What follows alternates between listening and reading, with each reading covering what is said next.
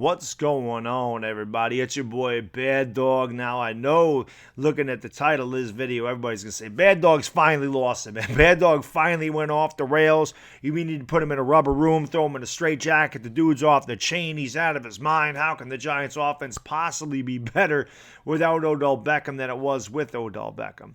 Well, I'm going to say this. The New York Giants, if you look at the last 8 games of the season last year, offense picked it up a lot. You know, we scored 38 against Tampa. Granted, their offense, or their defense rather, was terrible. We scored 35 against Dallas. We scored 40 against Washington. We scored 27 against the Colts. You know, we were crushing the Eagles before we just completely stopped running Saquon Barkley in that second game. We only scored 22 points in that game, but we could have scored a lot more. The offense started to play a lot better in the second half, and for the last 4 games of the season, Odell Beckham wasn't there. The reason I say that this can happen is obviously Odell Beckham's a superstar receiver. He's one of the top 5 receivers in the league. He's an elite talent. There is no questioning that. But I always felt like Eli Manning and the Giants had a tendency to force him the ball when it was unnecessary. And I think that without him, you're going to see Eli Manning spread the ball around a lot more. Now, we also built the offensive line up a lot more. Now, Will Hernandez, has a full year of NFL experience under his belt. He definitely got better at the end of the year, as did Solder. They built some chemistry on the left side of the line. They became really good. We added Jamon Brown over there at right guard, and that seemed to make an immediate difference. And we upgraded from Jamon Brown by getting Kevin Zeitler in the Olivier Vernon trade. We also signed right tackle Mike Remmers. Now, I know some people are down on Remmers, but compared to Chad Wheeler, who was the worst, not just tackle, the worst line on the line, on the entire offensive line. He was the worst blocker with the run. He was the worst run blocker in the league out of all linemen, okay? So we've totally upgraded over there on the right tackle spot. So I think that the Giants, obviously, building the offensive line, having Saquon Barkley with a year under his belt, adding a veteran presence of Golden Tate, who I think can have a solid year. I don't think obviously nobody on this team is going to put up Odell Beckham numbers, okay? There's no replacing Odell Beckham, but what I believe this makes it do is that I think the Giants will have to spread the ball around a lot more. I expect Evan Ingram to have a very big year. Now, I've said that for a couple of years. Don't get me wrong, because Evan Ingram seems like he's got a ton of talent, but I really think the last 4 games last season is something for him to build on. And listen, Chris and I, the Entertainah and I do that Giants show every week, and for the first 6 weeks of our show, all we did was rip Evan Ingram. Every week we talked about how this guy underperforms, how this guy's no good, he can't block, he can't catch. But the last 4 games, he really stepped it up, and I think that that's the Evan Ingram that Jerry Reese obviously expected to see when he drafted him number 17 overall a couple of years ago. But I do think this is a breakout season for Evan Ingram. I honestly do.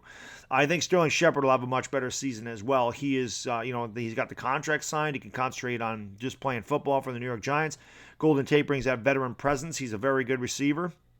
We got Corey Coleman. Now, granted, Corey Coleman's not a beast or a stud by any means, but the guy was a first-round pick for Cleveland back in 2016. I saw him play at Baylor. He's got amazing talent. He definitely could have a breakout season. And then you see a guy like Darius Slayton. And Darius Slayton has had a very good, so far. He's had a great minicamp. He had great OTAs. He's a burner. I liked him at Auburn. And who knows? But I think the Giants' offense is going to be a lot more balanced. And I'm going to go out with a bold prediction right now. I'm going to make this bold prediction. We scored 369 points last year on offense. I think we'll score more this year. I honestly think this offense will be more balanced. We're not going to have the superstar receiver. Nobody's going to replace Odell Beckham's numbers individually. However, I think as a team, you're going to see it get a lot better. I think you're going to see Saquon Barkley run the ball a lot more. I think you're going to see every receiver getting involved in this game. And again, involved this season. And I'm not comparing the Giants to the Patriots. Okay, so when I make this analogy, let's not get carried away. Eli Manning's not Tom Brady. Pat Shermer's not Bill Belichick. There's no doubt about that. But the New England Patriots, what they are able to do every single week, it's somebody else that beats you. Whether it be Sony Michel one week, whether it would have been Rob Gronkowski, obviously he's not there, but Gronkowski one week, whether it be Edelman one week, it was whoever it was. It could be somebody different every week. Every week they have somebody else that could beat you. And that's what I think the Giants are going to do. I think that they can focus game plans on one player. Now, obviously, defenses are going to be geared up to stop Saquon Barkley. People are going to say, well, they're going to stuff the box, Baddog. They're going to stuff the box and they're going to stop Saquon Barkley. Well, the last 4 games of the season, we didn't have Odell Beckham. We didn't have him. And they tried, and it didn't work. We still scored a ton of points because if they do stuff the box, then we can beat them with Evan Ingram. And I think that's a big reason Evan Ingram did have a big last 4 games, is because teams did concentrate on stopping Barkley, which allowed Evan Ingram to run free and have single coverage. They didn't play the zone because they stuffed the box. So I think that the Giants could definitely be better on offense. I think they will. That's my bold prediction. The Giants will be better on offense without Odell Beckham. We will score more points than we did last year. And you're going to see, again, while no individual is going to put up his numbers, as a team, this team will be more complete on offense. We have a better offensive line.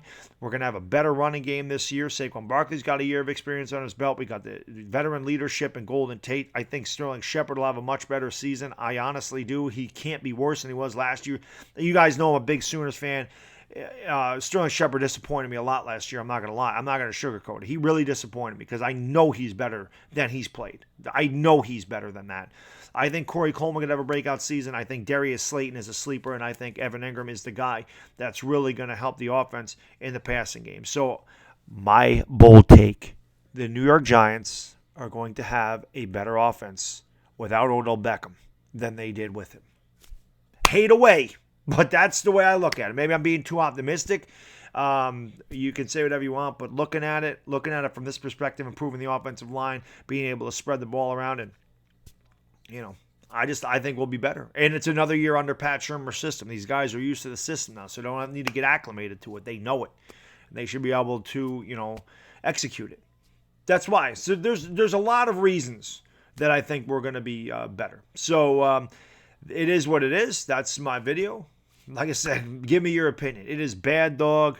Have a great night. I'll see you later tonight for a hangout if you want to hang out with Baddog. And I'm gone. Peace!